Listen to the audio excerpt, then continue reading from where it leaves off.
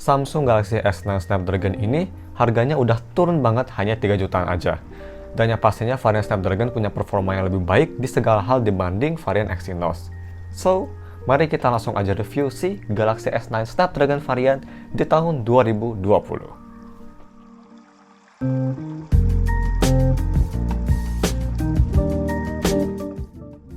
Halo guys, semoga semua dari Staff Tech dan mari kita langsung aja review si Samsung Galaxy S9 yang varian Snapdragon di tahun 2020.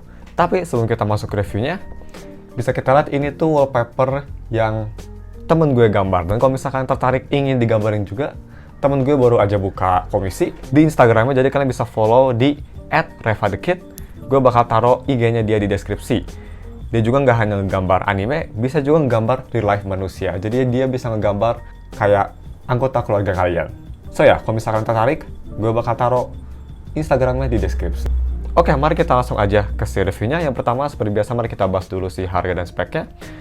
Untuk harganya, kalian bisa beli si Galaxy S9 Snapdragon ini di harga yang cukup murah, hanya 3,4 juta aja. Yang varian RAM 4GB dengan internal storage sebesar 64GB, dan dia itu single SIM plus micro SD. Jadi bukan dual SIM ya guys. Seperti biasa, kalau kalian beli HP ini, gue bakal taruh linknya di deskripsi.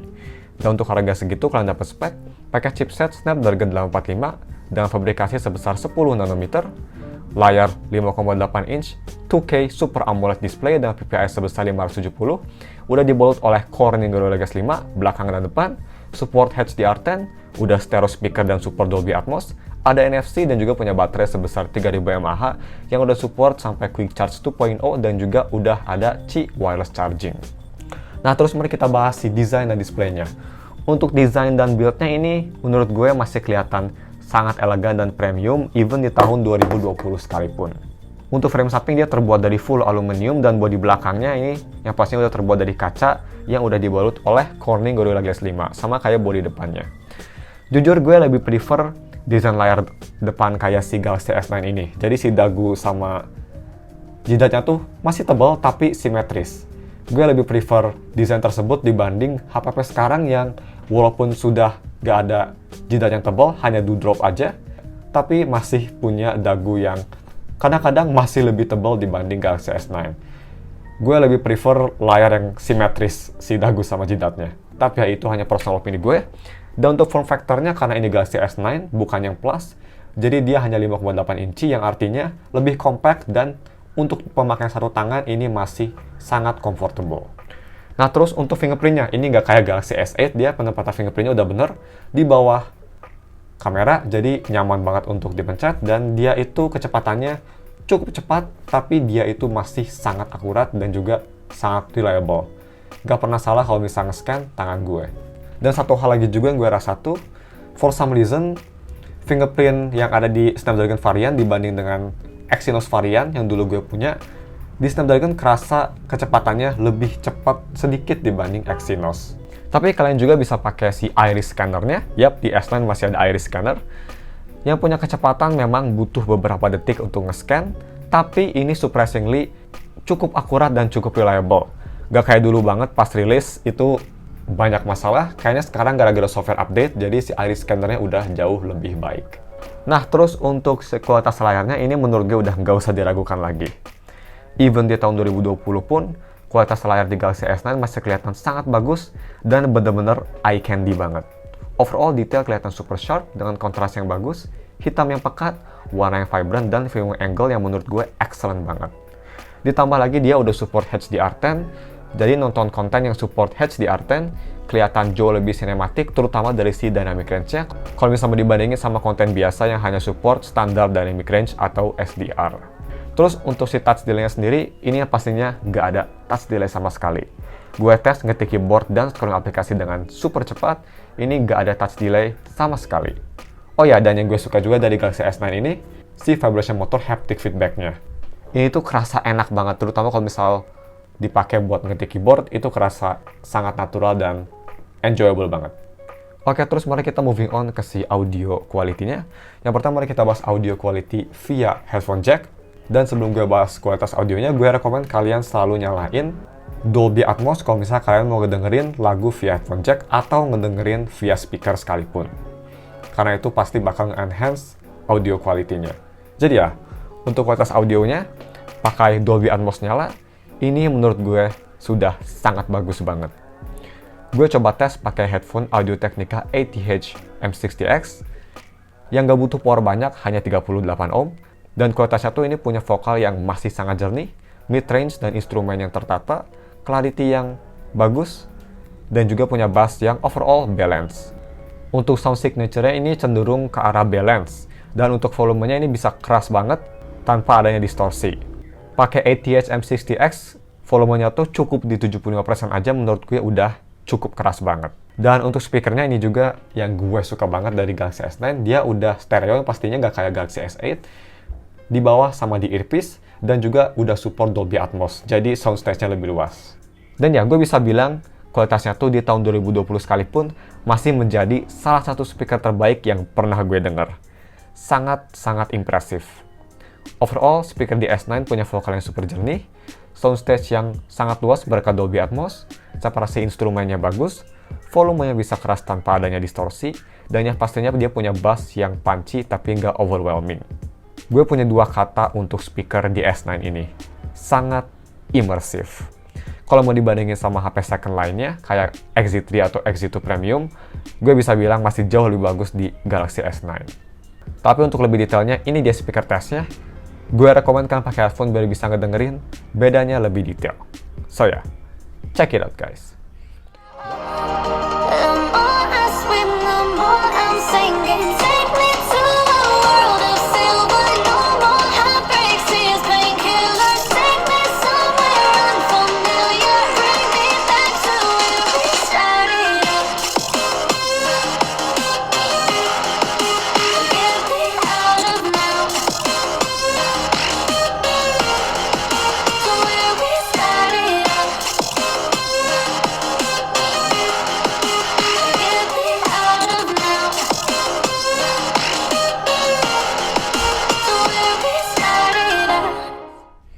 Dan untuk si kameranya, di sini dia itu nggak kayak S9 Plus, kamera belakangnya dia hanya satu single kamera yang punya megapiksel sebesar, bisa berubah f1,5 atau f2,4 tergantung situasi, dan udah support optical image stabilization.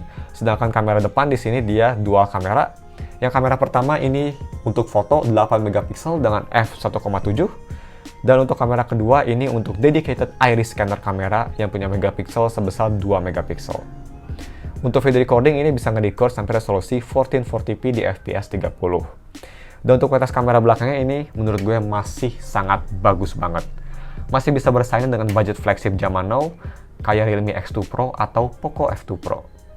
Gambar punya detail yang super sharp, dynamic range yang flagship level, warna yang natural, kontras yang akurat, dan juga overall gambar kelihatan hidup dan enak dilihat. Kalau misalnya mau dibandingin sama X flagship lainnya kayak XZ3 atau XZ2 Premium, gue bisa bilang di S9 kualitasnya masih sedikit lebih unggul. Dan gak cuma itu aja, yang bikin mantep ini di Galaxy S9 dia udah support dedicated night mode. Jadi foto malam hari dia punya kualitas yang sangat bagus, gambar overall kelihatan cukup cerah, dengan detail yang masih sharp, dan juga punya noise yang minimum banget.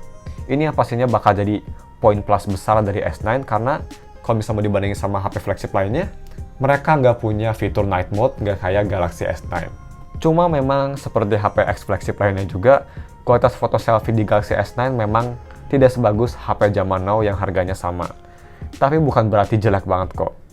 Gambar masih punya warna yang natural dan surprisingly dynamic range yang sangat bagus, tapi sayangnya karena megapikselnya hanya 8 megapiksel, jadi memang detailnya kelihatan kurang sharp dibanding HP zaman sekarang. Dan untuk si video recordingnya, kalau misalnya kita ke kamera dan ke video, di sini kamera belakangnya bisa nge-record di resolusi sampai 4K 60 fps, keren banget, 3 juta udah bisa 60 fps 4K, atau Full HD 60 fps. Tapi kalau 4K 60 dia itu stabilisasinya bakal mati, dan hanya nyala kalau misal di resolusi 4K. Tapi gue pengen ngetes stabilisasi sama seberapa stabil fps-nya, jadi gue bakal taruh di Full HD 60 fps aja, untuk sampel videonya. Jadi ya, ini dia sampel videonya di resolusi Full HD 60 fps. Check it out guys. Oke guys, ini video recording pakai resolusi 1080p 60 fps. Bisa lihat stabilisasinya di jembatan goyang, boys. Dynamic range-nya Harusnya nih stabilisasinya nyala juga, suara audionya. Oh shit. Dan ya, kalian bisa nilai sendiri di bawah gimana stabilisasi dan overall kualitas. Very nice. Oke, terus untuk si gaming performance-nya, ini tuh pakai chipset kalau misal kita ke GPU Z, bisa kita lihat ini tuh pakai chipset Snapdragon 845, bukan Exynos. Jadi ini gak usah diragukan lagi, gaming performance-nya bakal jauh lebih bagus dibanding Exynos dan gak cepat panas. Terus kalau misalnya kita mau lihat Antutu score-nya, ke Antutu benchmark, di sini dia dapat skor sebesar 307.000 dengan CPU score sebesar 97.000 dan GPU score lumayan besar 105.000. Dan ini memang kelihatan, mau main game berat apapun di Play Store masih bisa di settingan high atau mix medium high. Untuk game yang gue tes, as always gue tes coba main game Honkai Impact, tapi ini gue tes di map yang berat banget, map open world post Odyssey. Untuk settingannya ini rata kanan, tapi anti-aliasing sama high quality-nya gue matiin. Dan bisa kita lihat ini gameplaynya masih cukup playable lah, dan juga frame rate-nya cukup stabil di sekitar 30 fps-an. Tapi kalau misalnya kalian ingin 60 fps dan ingin lebih stabil lagi, tanpa lag, gue rekomen kalian turunin settingannya ke medium setting aja. Tapi itu kalau misalnya kalian mau main di map open world. Kalau misal kalian hanya main di Memorial Arena misal, di settingan full rata kanan juga, ini Galaxy S9 udah bisa ngehit 60 fps tanpa masalah. Dan untuk performance main game rhythm, gue rekomen kalian sebelum main game rhythm apapun, selalu matiin si Dolby Atmos-nya. Karena for some reason Dolby Atmos ini ngaruh ke stabilisasi audionya.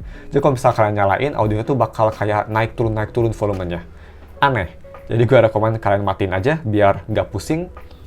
Tapi ya, untuk rhythm gaming performance-nya gue coba seperti biasa main game Bandori. Dan gue main game tersebut di difficulty paling tinggi sekalipun, ini nggak ada touch delay ataupun audio delay. Masih kerasa super responsif layaknya HP flagship atau HP iPhone. Overall, buat main game berat ataupun main game rhythm, ini masih sangat smooth dan stabil yang pastinya. Dan yang pastinya juga jauh lebih bagus dibanding versi Exynos. Satu keluhan gue mungkin hanya dari battery life-nya aja, yang kalau misalkan main game berat, si baterainya tuh bakal cepet habis. Tapi selain itu, ini sudah sangat solid kok. Dan untuk si UI experience-nya, kalau misal kita ke settings, scroll ke bawah ke about phone, dan ke software information, di sini bisa kita lihat dia udah di Android versi yang paling baru, Android 10, dan sudah di One UI 2.1. Jadi sudah lumayan baru. Untuk security level dia di bulan Juni 2020. Dan itu walaupun ex Jepang, kalian gak usah masukin VPN kalau ingin update ya guys. Tinggal cek software update dan langsung bisa diinstal. Gak kayak Sony Xperia. Gue bisa bilang ini overall One UI 2.1 tuh kerasa lebih dewasa dibanding 1.0 yang pastinya. Gak cuma itu juga, ini kerasa sedikit lebih responsif animasinya dan lebih cepat dibanding versi sebelumnya. Yang pastinya itu hal positif banget. Yang artinya juga pemakaian sehari-hari ini masih kerasa kayak HP flagship zaman now. Mau dipakai multitasking, launching aplikasi, atau main game, semua masih kerasa sangat cepat tanpa stuttering, atau launching time aplikasi yang lama. Overall, masih sangat cepat. Dan untuk DRM-nya, atau Wi-Fi-nya kalau misal kita ke DRM info, di sini bisa kita lihat dia yang pastinya HP flagship sudah Wi-Fi L1. Jadi kalian kalau mau nonton Netflix atau streaming service lainnya bisa di resolusi yang paling tinggi. Kalau di HP ini bisa sampai 2K. Oh ya, dan juga kalian bisa atur resolusinya tinggal di setting display. Di situ kalian bisa atur resolusi si layarnya. Makin rendah bakal makin irit baterai. Tapi ya balik lagi ke DRM info, bisa kita lihat di sini juga dia udah support HDR10. Dan selanjutnya yang terakhir, mari kita bahas si battery life-nya. Untuk baterainya ini memang cenderung kecil di tahun 2020, hanya 3000 mAh aja, tapi at least dia udah support Quick Charge 2.0 dan udah support Qi wireless charging juga.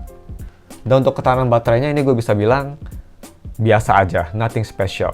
Dengan pemakaian gue yang enteng, hanya sosial media dan nonton video, Galaxy S9 masih bisa bertahan 1 hari penuh dari jam 7 pagi sampai jam 7 malam, dengan screen on time sekitar bisa kita lihat di sini 6 jam 21 menit.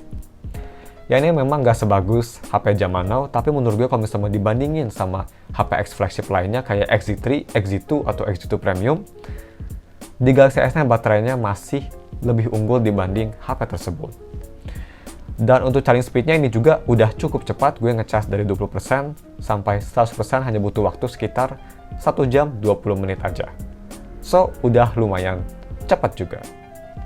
Tapi ya mungkin cuma segitu aja reviewnya, dan langsung aja kita ke si konklusinya. Untuk konklusinya menurut gue, Galaxy S9 Snapdragon version bisa jadi pilihan yang baik dibanding HP baru di harga yang sama ataupun dibanding HP second sekalipun kayak Xperia XZ3. Kenapa? Karena di harga 3 juta Galaxy S9 tuh ngasih fitur yang banyak seperti build quality yang sangat premium dan elegan banget, menurut gue paling keren, kualitas layar yang terbaik di harganya, kualitas speaker yang sangat imersif, kualitas foto dan video yang terbaik juga di harganya, dan juga yang pastinya chipset flagship Snapdragon 845 yang masih sangat cepat even di tahun 2020 sekalipun. Gak cuma itu juga, bisa kita lihat ini unit yang gue beli, walaupun second tapi dia itu kualitasnya sangat mulus. Ini gak tau gue hoki atau emang semua unit kayak gini, tapi gue bisa bilang selama gue beli HP second, Galaxy S9 yang gue beli ini tuh gue bisa bilang paling mulus yang pernah gue beli. Semuanya kerasa mulus banget dan juga ini layarnya nggak ada shadow sama sekali. Jadi bisa dibilang kalau misalnya kalian ingin beli HP ini, probability bakal dapat kondisi HP yang buruk jauh lebih kecil dibanding Galaxy S8 atau Sony Xperia XZ1 atau XZ2. Tapi ya kelemahannya juga pasti seperti biasa, yaitu dari si kondisinya yang second bukan baru. Yang artinya bakal nge-efek ke satu hal yang menurut gue sangat penting, yaitu battery life-nya. Yang pastinya gak bakal sebagus dibanding HP baru. Tapi kalau kalian gak peduli sih, menurut gue di harga 3 juta kalian gak bisa nyari HP lain yang punya fitur sekomplit ini. Menurut gue Galaxy S9 pilihan yang bagus kalau kalian bukan power user yang butuh baterai besar. Tapi ya, as always, kalau misalnya kalian ingin beli HP ini, gue bakal taruh linknya di deskripsi. Dan cuma segitu aja guys video full reviewnya. Mohon maaf kalau misalnya ada kesalahan atau fitur yang kelewat. Jangan lupa like dan subs, dan kalau misalnya ada pertanyaan atau ingin ngasih saran ke gue mau review apa-apa selanjutnya, tinggal DM gue aja di @steftech. Thanks for watching, we'll see you in another review. Bye!